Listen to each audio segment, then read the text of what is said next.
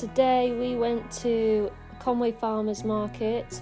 It is located on the Conwy RSPB Nature Reserve along the A55 and take junction 18 off towards Conwy and Deganwy.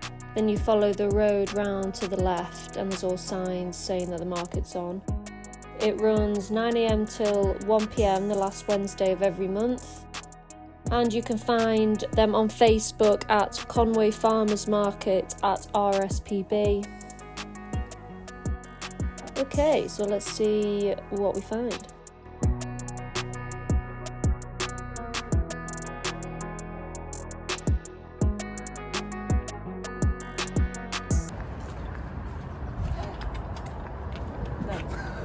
Good start. Why did padlock that? Funny. I'm going to stop recording for a second.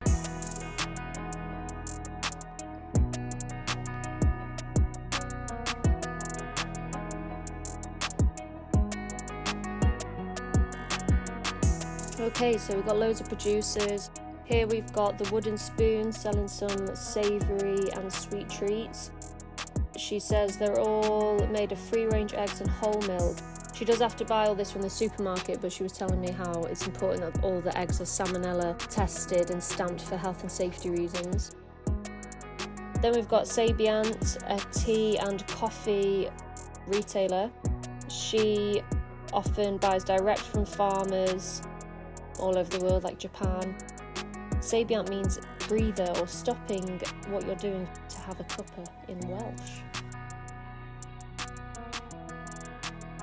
Then we've got Sweet Snowdonia. She makes a lot of hand decorated biscuits. I tried some little gingerbread men and they were really nice. We had a good conversation where she was telling us that because she doesn't have a shop, she only sells at farmers markets. The publicity of these farmers markets is really important for her, so she was really happy to be in this video.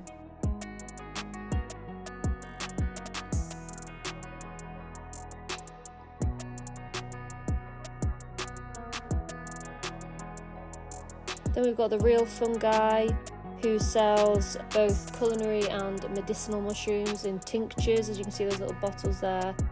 But he also sells them fresh. These are oyster mushrooms fresh and dried mushrooms. Reishi there is an example of a medicinal mushroom. And all these bags are grow bags, so you can try and grow yourself. Then we've got all this veg from Jones Farm Shop. They actually have their own farm shop based just near Hooton on the Wirral. He buys a lot of this veg in from a wholesaler but does grow some himself. Then we've got Mugrun, a coffee roaster based in Rill, who also buy direct from many farmers around the world. They've got a lot of information exactly on these farms on their website. And then we've got Just Moo, who have a range of natural skincare products, all natural ingredients, and some of which include milk from their own dairy herd, because they also have milking cows as well.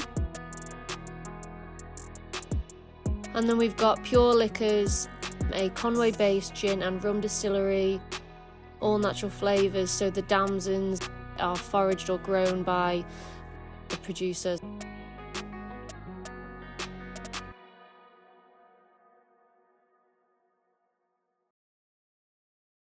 Okay, so I hope you enjoyed that video of the farmers market. Hoping to do a few more of them, of other farmers markets, just to show what's around.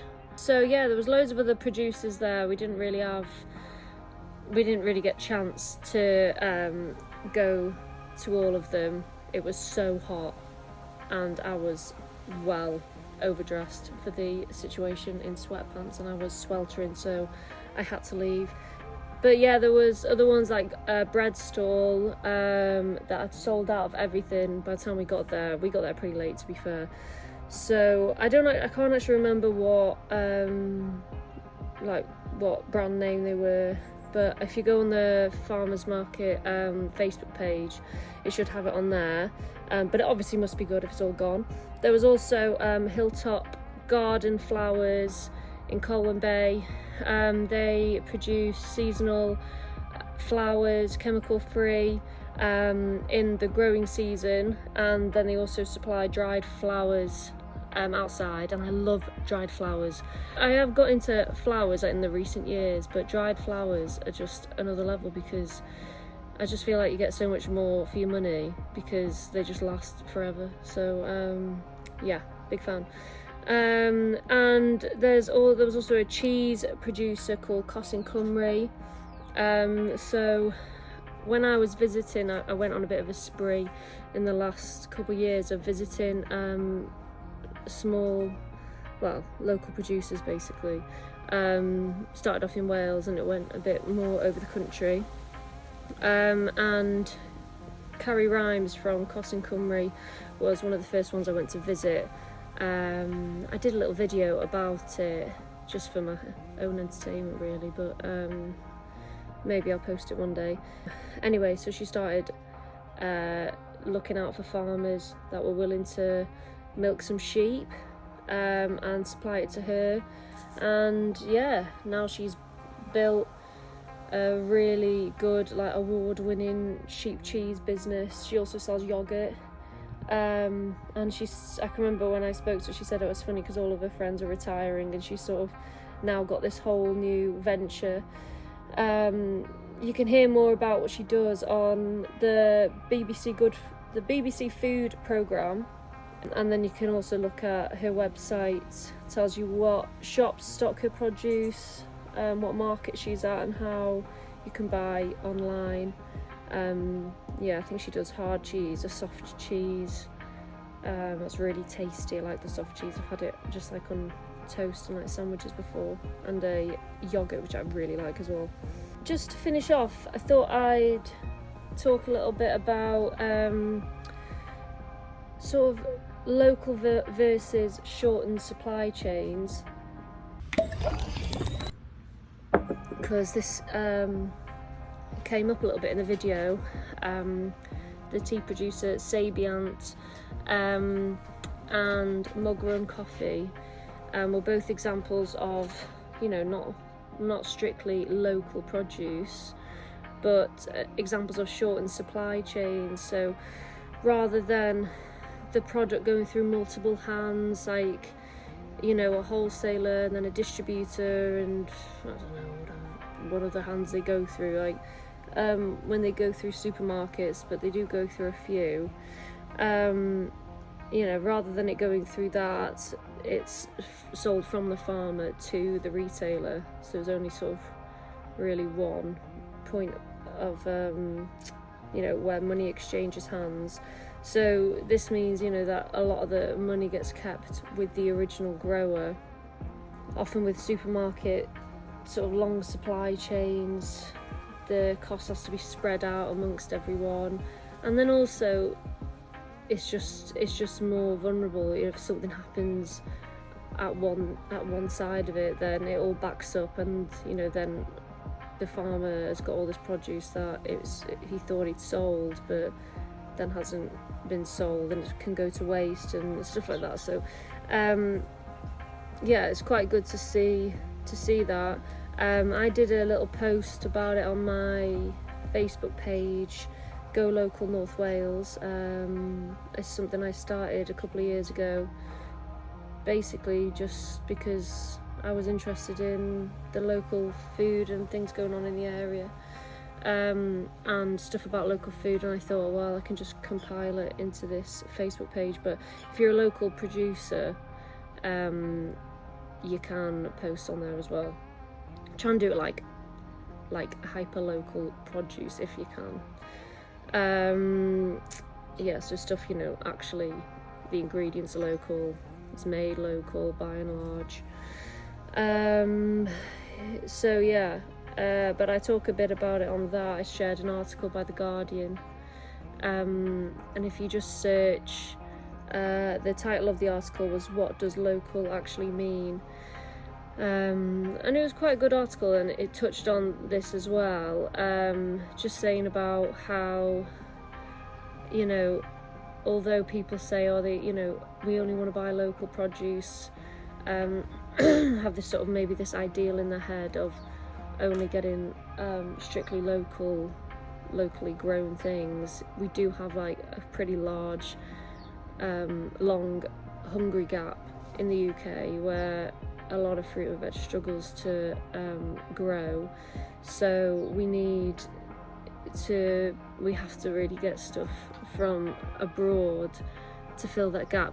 There's quite a few wholesalers that use that, Organic North being one of them, that a few veg shops and things use in the UK, and they often get stuff as local as they can in the UK, but then also they are getting things from like our European neighbours.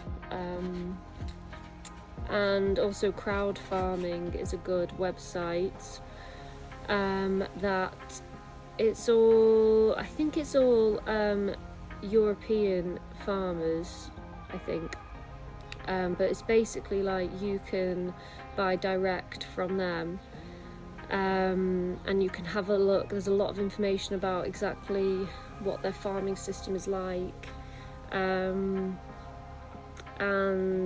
the conditions that they grow in. Is it a family farm? How big is it? And you can buy a variety of different fruit or veg. I think there's olive oil there as well, and you're buying it like virtually direct from the farm. Obviously you're going through that website, but it looks pretty good. I did order some cherries from them, and I didn't get them because it said that the weather had impacted the harvest, and they sent me a picture of all these damaged cherries, so I felt a bit bad for the farmer. So that was that. But then last week I ordered something else, like just a mixed box of fruit that should be coming in the next week or two. And I also pre-ordered some mangoes, so I'm excited to see how that goes. But yeah, each box was like 20 quid, and you get a proper box. I think it's like 5 kilos, so not out of this world. I'm not going to be buying it all the time, but I just thought it'd be nice to try and see if there's like a massive difference in quality, because I was just getting sick of thinking I was getting ripe mangoes in the supermarket, and then I was cutting into them and it's not the case. So yeah.